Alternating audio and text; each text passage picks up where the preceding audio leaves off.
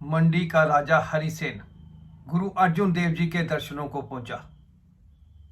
उस वक्त गुरु अर्जुन देव जी दीवान हाल में थे और वहां पर गुरबानी का पाठ किया जा रहा था।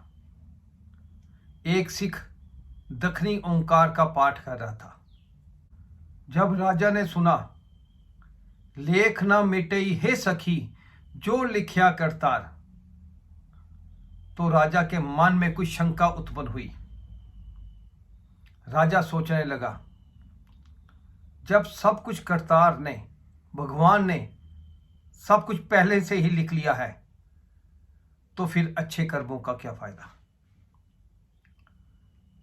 गुरु जी की सेवा का क्या फायदा, गुरुगर की सेवा का क्या फायदा।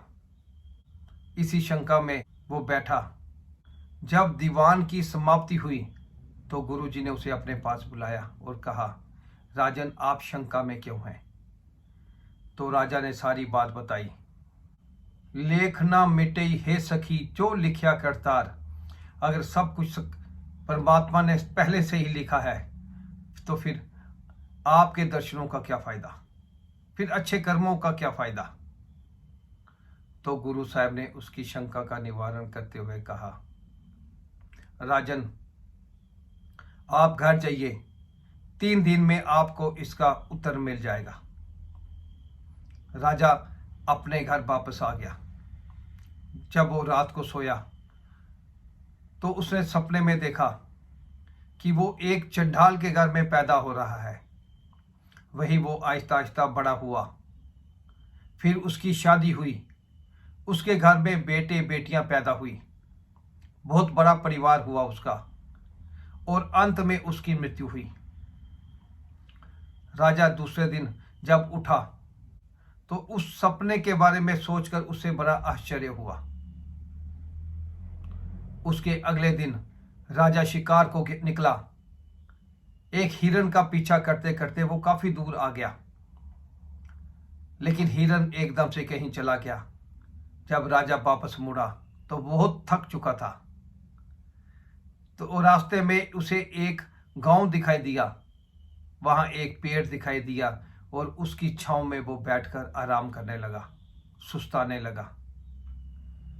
आते जाते लोगों ने उसे देखा और साथ में ही घर में जाकर बताया कि आपका पिता बाहर आया हुआ है, लेकिन वो किसी राजा की वेशभूषा में है, उसके पास एक कीमती घोड़ा भी है। घर वाले भाग कर आए और उसे जबरदस्ती अपने घर के अंदर ले गए। राजा बहुत कुछ कहता रहा, लेकिन उसकी किसी ने एक ना सुनी। जब राजा बहुत परेशान हुआ तो उसने गुरु अर्जुन देव जी के चरणों में विनती की, मुझे इस विपत्ति से बचाइए। तब गुरु अर्जुन देव जी कुछ समय पश्चात अपने सिखों के साथ वहां पहुंचे और घर वालों को पूछा कि आपने इन्हें क्यों पकड़ रखा है। तब घर वाले बोले, वहां की औरत बोली, ये मेरे पति हैं।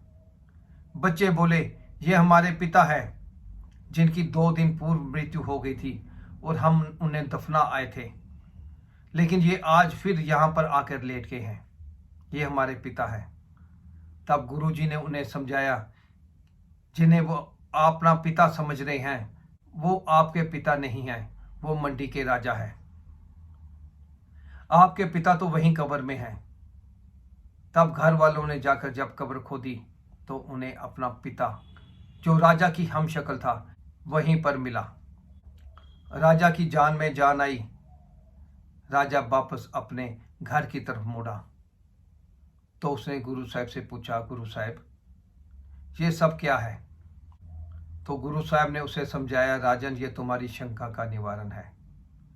तुम्हारे पिछले किए कर्मों अनुसार तुम्हें अगले जन्म में चंडाल के घर में जन्म लेना था, लेकिन इस जन्म में किए अच्छे कर्मों अनुसार तुम्हारा वो लेख सपने में ही मिट गया।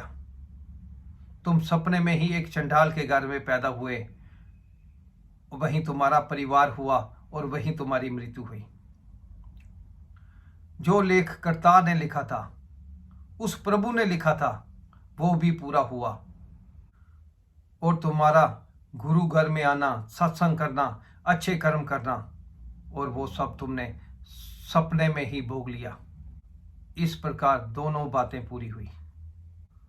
ये सुनकर राजा ने गुरु जी के चरण स्पर्श किए, उनको माथा टेका और गुरु घर का पक्का सेवक बन गया। और उसने सरोवर के लिए बहुत सा दान किया और अपना शेष जीवन गुरु घर की सेवा में लगाया।